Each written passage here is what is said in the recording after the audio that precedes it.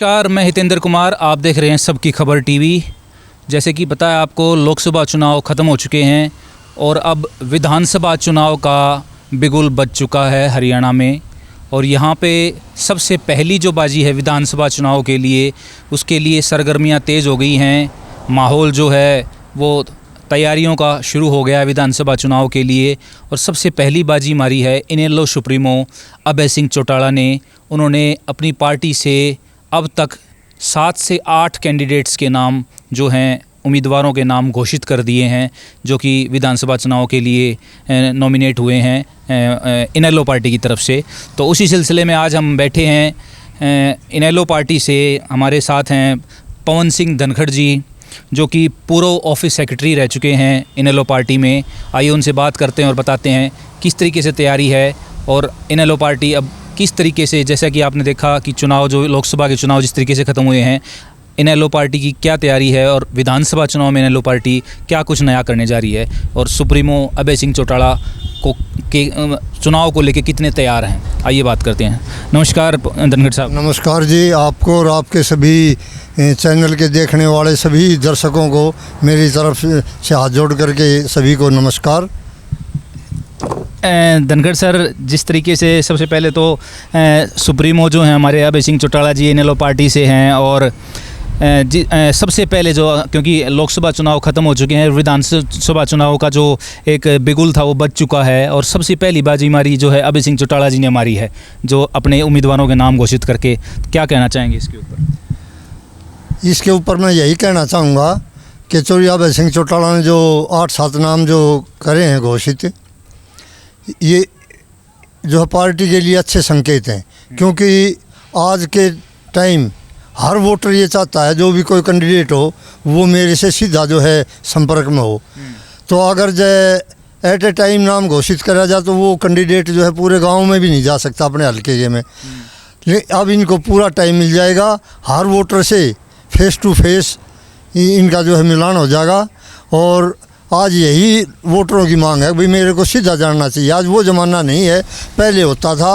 अब भाई कैंडिडेट जाता है गाँव के अंदर, चौपाट में मीटिंग करी और चौपाट में 2-4 आदमी ये कह देते भाई हमने इसका समर्थन कर दिया, तो भाई गांव में सारा यूँ कह देता भाई ठीक से हम भी, नंबरदार ने, सरपंच ने और ठोड़ेदार ने उनका नाम ले दिया तो हम भी इन्हीं को वोट दे रहे हैं। आज हर वोटर जो है अपना सीधा संपर्क चाहता है, तो इन कैंडिडेटों को जो है पूरा टाइम मिलेगा और ये बहुत ही पार्टी के लिए लाभदायक रहेगा। बिल्कुल सही कहा आपने, क्योंकि पहले जैसे पिछले चुनाव की अगर बात करें तो पिछली बार दीपेंद्र सिंह हुड्डा जो हैं कांग्रेस पार्टी के नेता, वो उनको बैठे बैठे बना दिया था पब्लिक ने।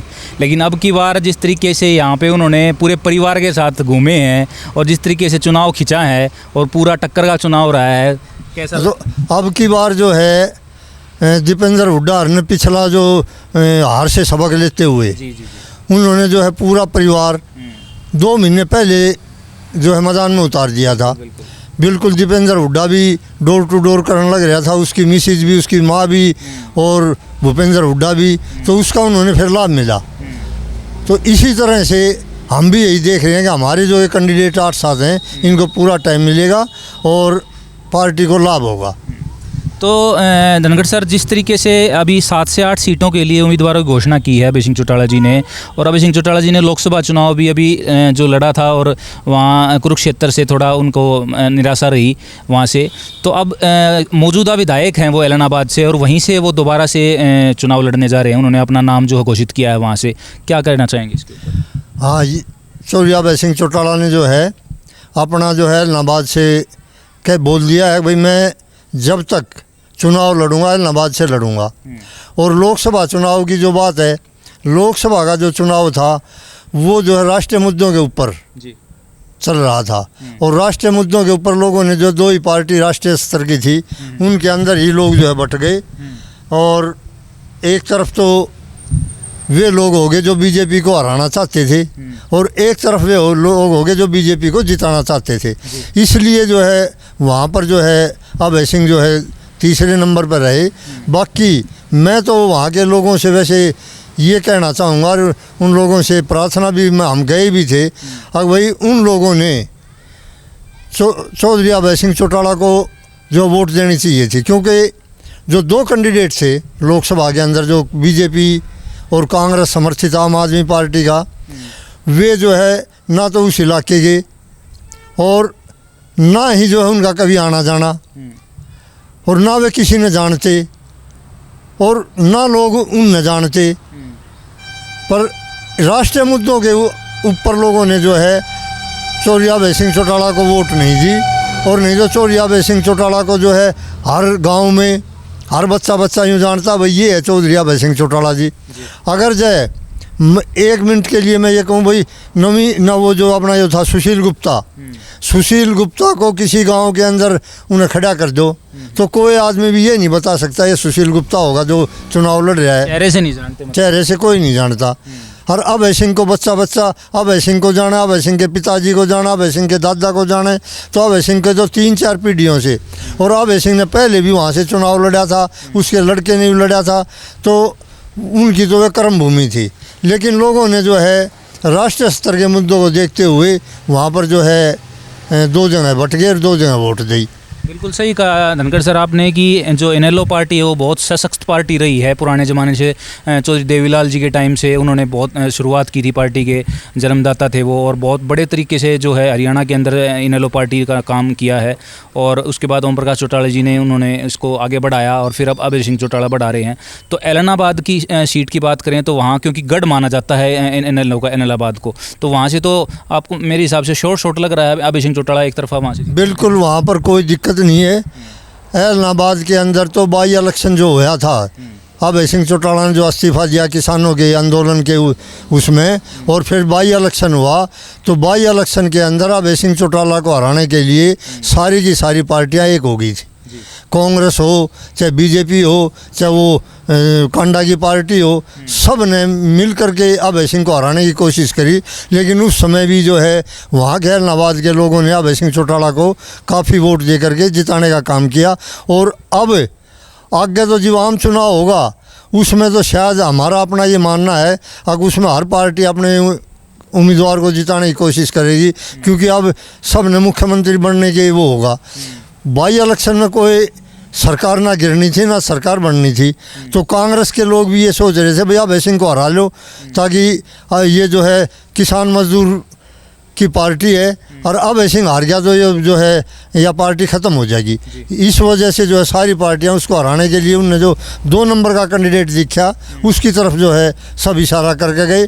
भूपेंद्र हुड्डा वहाँ पर एक दिन गया था, जलसा कराया था एक दिन बाई इलेक्शन में, और वहाँ पर अपनी बात कह करके और आखिर में यूँ कहेगा अब भाई गोपाल कांडा भी मेरा मित्र है, वो वहाँ पर अपने कैंडिडेट की वोट मांगने के लिए गया था, वो लोगों को अपनी मित्रता बताने के लिए गया था। उसका साफ ये संकेत था अब भाई वहाँ दे दो वोट।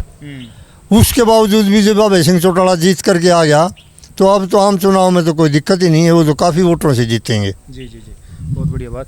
तो बाकी अलग सीटों की बात करें हम तो सेकंड जो सीट है वो यमुनानगर की सीट है, जो चौधरी दिलबाग सिंह जो इनके रिश्तेदार ही हैं उनको गई है, उनकी क्या स्थिति लग रही है? यमुनानगर से जो है दिलबाग सिंह ने पिछली बार चुनाव लड़ा, उससे पहले वो एमएलए रह चुके उस सीट से, और पिछली बार भी वो थोड़ी सी वोटों से हारा था, जबकि इंडियन नेशनल लोकदल पार्टी की जो है बिल्कुल हवा ख़राब थी, और उस हालात में भी वो 2-3 हज़ार वोटों से ही आ रहा था।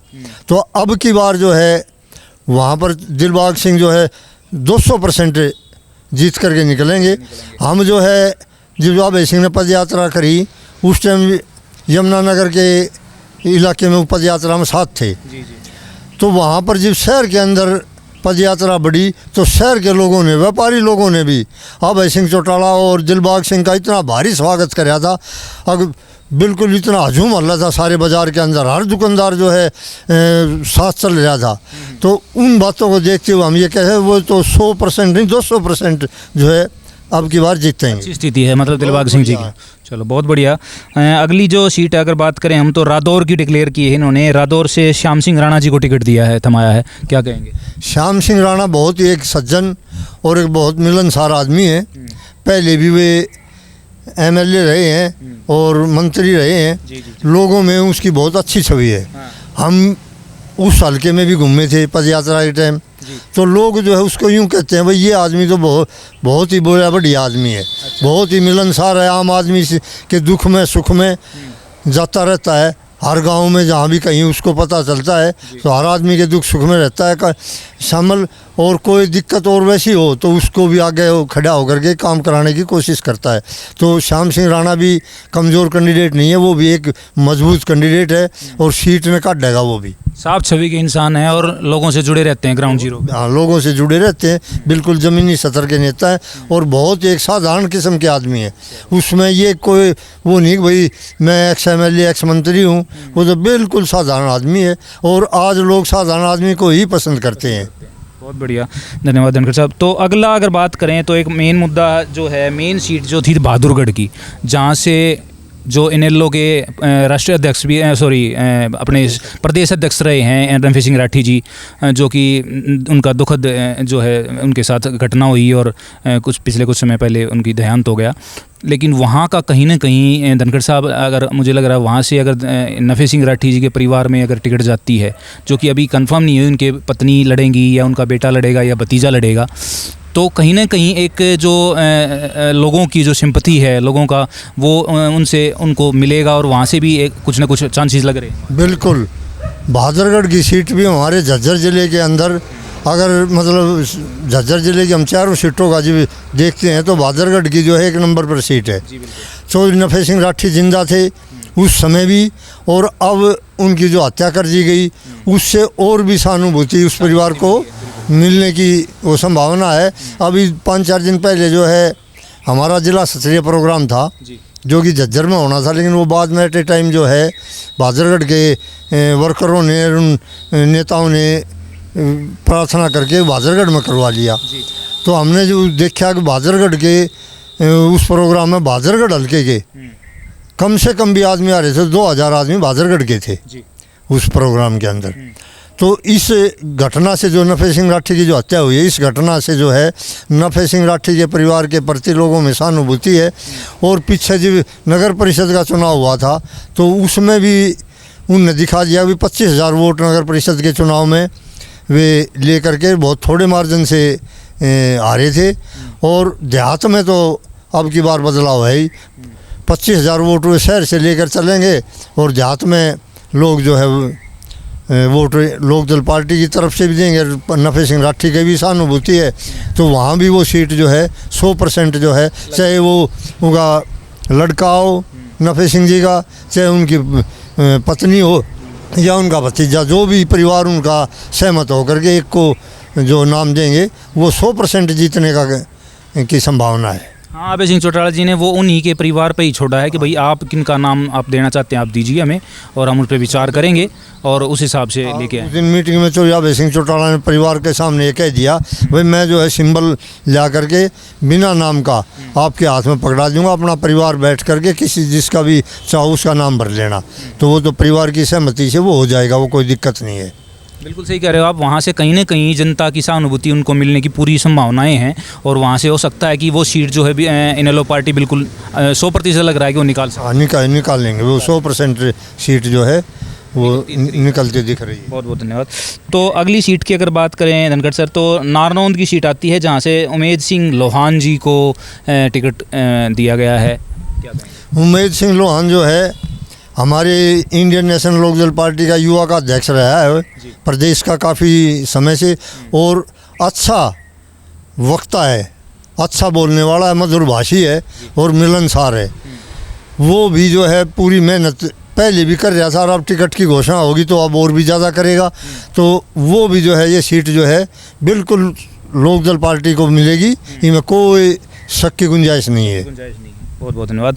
तो कलायत की सीट की बात करते हैं अगली, तो ये रामपाल माजरा जी हैं वहाँ से। हाँ जी, थोड़ा सा बताओ। रामपाल माजरा जी जो है हमारे बहुत ही पुराने लोकदल पार्टी के नेता रहे हैं। चौधरी देवीलाल के समय से लोकदल पार्टी में जुड़े थे। चौधरी देवीलाल की आंगली पकड़ के उन्होंने राजनीति सीखी थी और वे वहाँ से वो तो हल्का तो थोड़ा बहुत बदली भी हो गया हो, नाम नई परी सिमन में, बाकी वो वही है।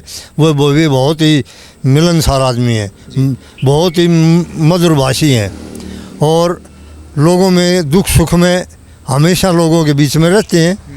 और वे आप पार्टी के प्रदेश अध्यक्ष की जिम्मेवारी भी उनके पास है। तो वे भी जो है वहाँ पर भी कोई न्यू नहीं है भाई शक शुबा कि भाई इसमें कोई थोड़ी बहुत उकचुक हो, कमज़ोर नहीं है मतलब, वे बिल्कुल कोई कमज़ोर नहीं है और वे सीट भी जो है 100% निकालेंगे। निकाल लेंगे। चलो अंतिम सीट की बात करते हैं धनखड़ सर। तो लाडवा से है ये, शेर सिंह बडशामी जी को टिकट थमाया गया है, क्या कहेंगे? हाँ जी, शेर सिंह बडशामी जो है पहले एमएलए रह चुके हैं वहाँ से, और शेर सिंह बडशामी भी जो है बहुत ही मिलनसार आदमी है, बड़े सज्जन आदमी। हमारा कई बार उनसे मुलाकात हुई है, बहुत ही मीठे बोलने वाले और आदमी का मान सम्मान करते हैं। तो वो सीट भी जो है लोकदल पार्टी जो है निकालेगी। तो ये हम 8 सीटों पे डिस्कस किया, हमने चर्चा की। धनखड़ साहब धन्यवाद आपका बहुत बहुत।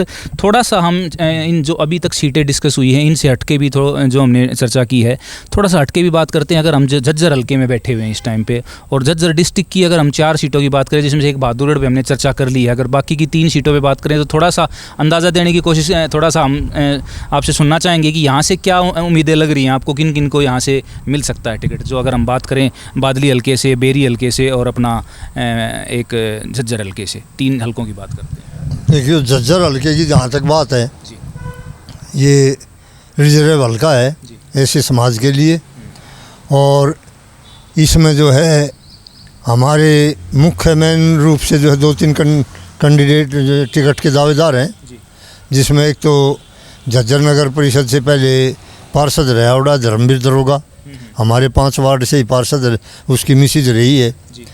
वो पहले ड्यूटी पे था, आजकल वो रिटायर हो गया है। वो भी गांव में खूब घूमता है, अपने लोगों में अच्छा संपर्क है।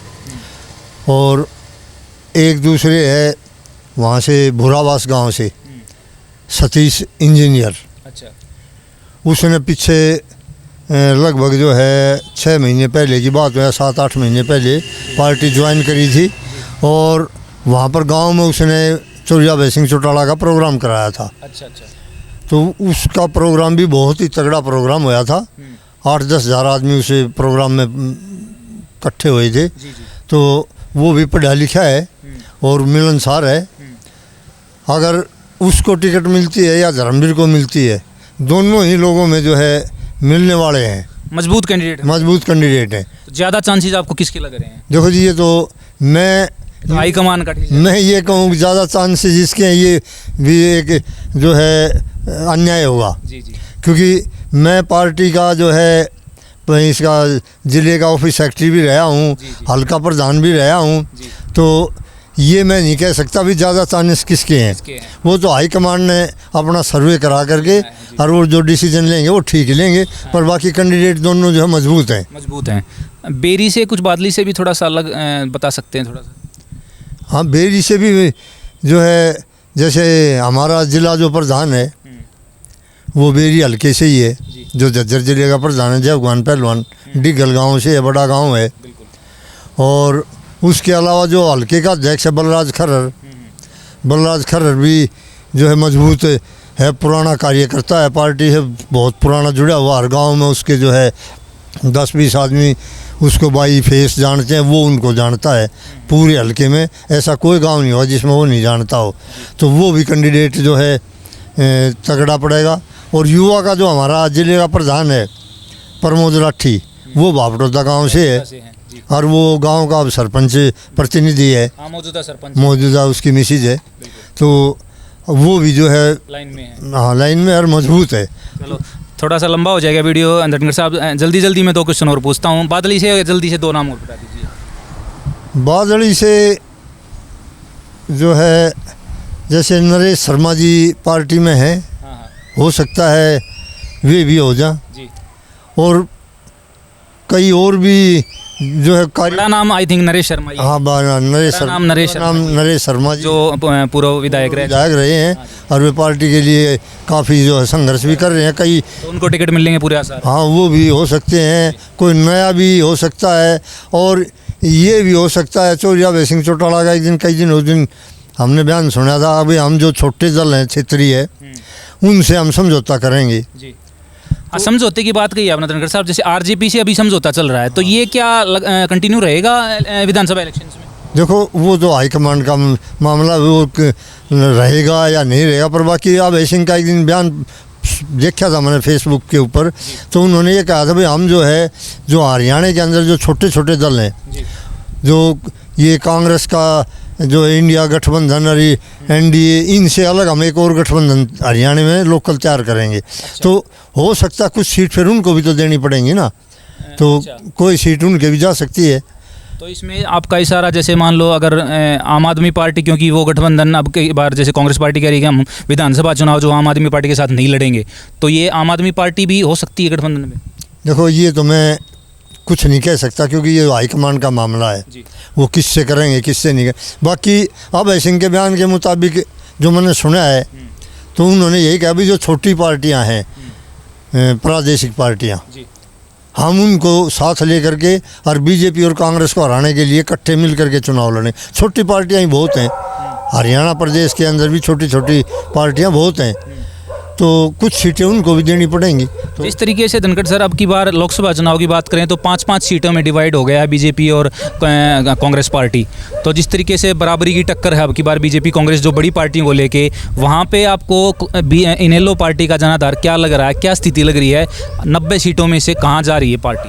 देखो जो लोकसभा का चुनाव हुआ, वो चुनाव जो है, मैं पहले भी कहा भाई, वो था राष्ट्रीय मुद्दों के ऊपर, और लोग जो है 2 ही जना चले गए। उसके बावजूद भी हमारी जो पार्टी के हालात जो पिछली बार थे, उससे हमारा वोट परसेंटेज बढ़ा है। तो विधानसभा का जो चुनाव होगा वो और दूसरे मुद्दों पर हो जाएगा। कि आपने पिछली बार देखा, पिछला जो चुनाव हुआ था लोकसभा का, 10 की 10 सीट जो है बीजेपी को गई। अगर इन सीटों से हिसाब लगाओ तो फिर 90 की 90 एमएलए की सीट उनकी आनी चाहिए। नहीं, लेकिन पिछली बार धनखड़ सर जिस तरीके से मोदी साहब का एक लहर थी, उस लहर में जो है इलेक्शन बह गया था। पिछली बार कैंडिडेट्स को तो वोट ही नहीं पड़ा था, मोदी साहब को वोट पड़ा था। नहीं, कैंडिडेट को नहीं मिला, पर फिर वही तो मैं कह रहा हूँ, वो जो है मुद्दा जो है चाहे मोदी का था या राष्ट्रीय स्तर के मुद्दे थे। तो अब ये 5-5 सीट आ गई कांग्रेस की, बीजेपी की। ये कांग्रेस वाले या बीजेपी वाले इस राजी हो रहे हों यूँ सोच के भाई हम 5 सीट ले आए और हम 46 पे इन हल्कों में जीतते हैं तो हम सरकार बना लेंगे। ये इनका एक गलत फहमी है। वो इलेक्शन अलग था। वो मैं जो कह रहा हूँ भाई, पिछली बार 10 सीट लोकसभा की आई बीजेपी की, और विधानसभा का चुनाव लड़ा तो 40 पर अटक गए। बिल्कुल सही कह रहे हो। और ऐसे ही दिल्ली के अंदर पिछली बार जो है 7 सीटें जो है बीजेपी, आम आदमी पार्टी की आई थी, बीजेपी की आई थी, बीजेपी लेके गई 7 की 7 सीट लोकसभा में। और विधानसभा का चुनाव हुआ तो लोगों ने जो है बीजेपी का सुपड़ा साफ कर दिया, 3 सीटों पे छोड़ दी। बिल्कुल सही कह रहे हो। तो ये चुनाव और वो चुनाव में अंतर है। अब ये जो विधानसभा का चुनाव होगा, इसमें जो है लोकदल पार्टी बहुत सी सीट जीत करके, लगभग सीट जीत करके, और पूरे बहुमत के सरकार लोकदल पार्टी की बनेगी। अंदाज़ा कितनी सीटें इनेलो पार्टी कितनी सीटें लेने जा रही है? मैंने बताया कि भाई बहुमत मतलब 40 सीटें लग रहा है, 40 से ऊपर जाएंगे, ऊपर जाएंगी। क्योंकि चौरिया अभय सिंह चौटाला के ऊपर अब लोग विश्वास करने लग गए। पिछले जो चुनाव हुए, इन लोगों ने जो है अभय सिंह चौटाला की छवि खराब करी, झूठे प्रोपगंडे करके। अब कोई कुछ कहे, यूँ कहे यूँ कहे, लेकिन पद यात्रा जो अभय सिंह ने करी, वो पूरे गांव-गांव गया। उससे चौरिया अभय सिंह चौटाला की छवि सुधरी। और आम आदमी अब ये कह रहा है, अब ये तो जो है आदमी जो है बहुत बड़ी आदमी है, और हर मुद्दे को, चाहे वो किसान का, मजदूर का, छोटे दुकानदार का, व्यापारी का, कर्मचारी का, हर मुद्दे को जो है विधानसभा के अंदर उठाने का काम करता है, और मजबूती से लड़ाई लड़ता है, चाहे वो सड़क की लड़ाई हो चाहे विधानसभा की हो। तो इसलिए लोगों का विश्वास जो है ये है कि अब की बार अभय सिंह चौटाला सरकार। तो बहुत बहुत धन्यवाद आपका धनखड़ सर, हमसे बात करने के लिए, और इतना जो है अच्छे तरीके से आपने पूरा बताया, ब्यौरा दिया।